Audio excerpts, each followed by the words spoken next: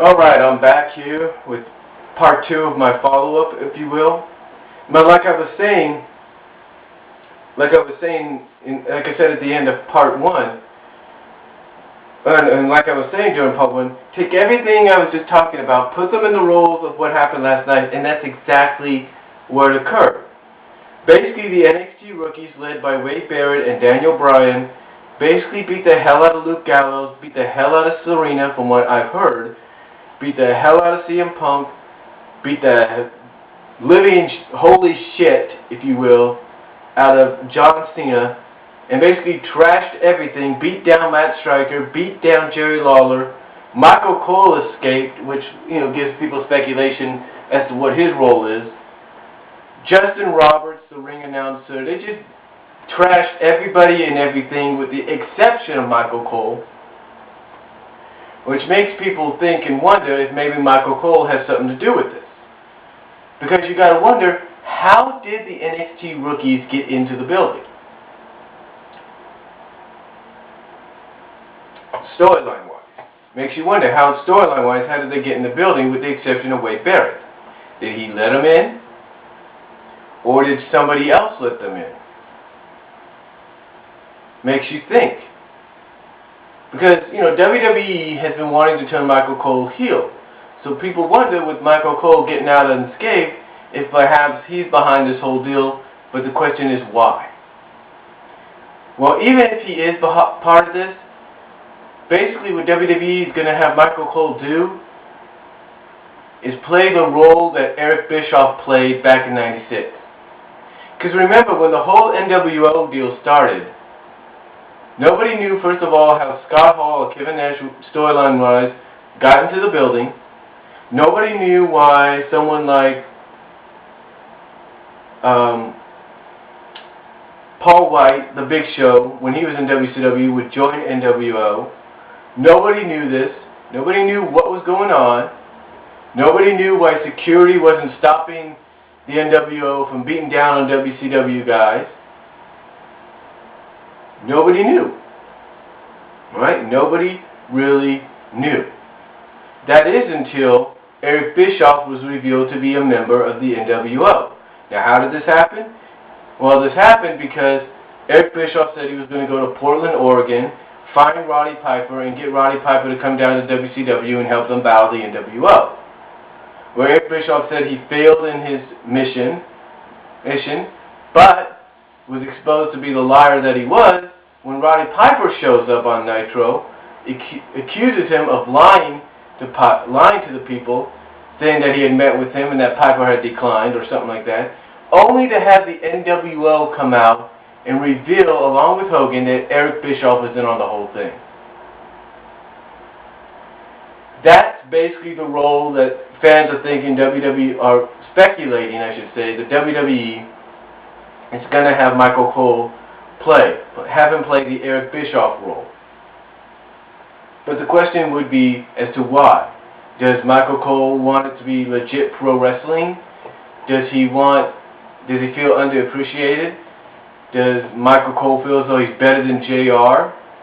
That he's better than everybody else? That he shouldn't have to be, placed with guys like Josh Matthews or Matt Striker or even Jerry Lawler? Does he feel that way? Again, nobody really knows. No one can really speculate as to why this is happening.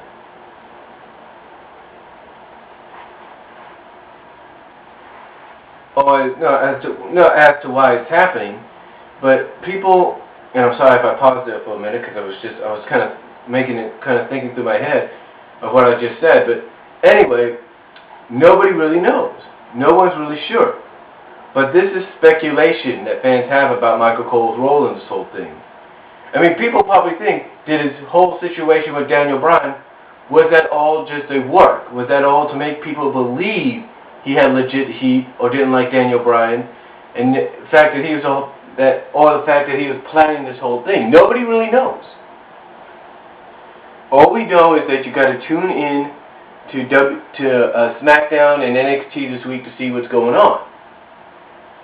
Now, a lot of people are speculating that the Season 2 rookies, some of them, even though rookiettes, because we do have, excuse me, we do have some divas, if you will, or a diva or so, if you will, as a part of this, makes you wonder if perhaps, because people are talking about this, makes you think if maybe they're going to help out the WWE superstars, or if perhaps when one's eliminated, the eliminated NXT rookie will join up with this rebellion, or whatever you want to call it, with this invasion. Nobody really knows.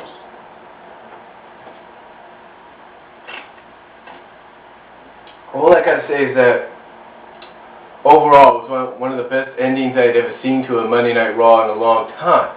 And again, it had that nostalgic feel because it was reminiscing of the NWO deal back in '96. It was reminiscing of the whole ECW joining the Alliance, before joining the Alliance deal back in 2001. And it was sort of reminiscing as to when the Alliance, or WCW, first came around and started beating down on guys and everything. So, or doing those sneak attacks and everything. So, it's sort of reminiscing of that, but again, it's not a bunch of, it's not a bunch of established stars that you've seen in different promotions. These are legit young guys that were part of NXT, that are currently part, if you will, of Florida Championship Wrestling, the developmental territory, minor leagues, if you will, the AAA, AA of WWE. It's basically what they are, or what they're a part of, and now they're coming in and saying, hey, look, we're tired of waiting. It's our turn to be the new faces of the company. It's time for a new beginning, a new era, a new generation. It makes you wonder. And again, if that's the case, there's going to be a lot of, don't be surprised if you see a lot of faces and heels of the WWE on SmackDown and Raw kind of joining forces and saying, hey, look, we got to stop this thing before it gets started, before these guys get out of control. So, but that's just my thoughts on it in this two-parter of my follow-up on the NXT invasion last night at the end of Raw. Tell me what you think, and if you agree with some of the comparisons I gave you, and I'll talk to you all later. God bless. Take care. Peace. Oh, and drink Pepsi this summer. It's real good. Oops, I'm sorry, Cleo. You're standing right there.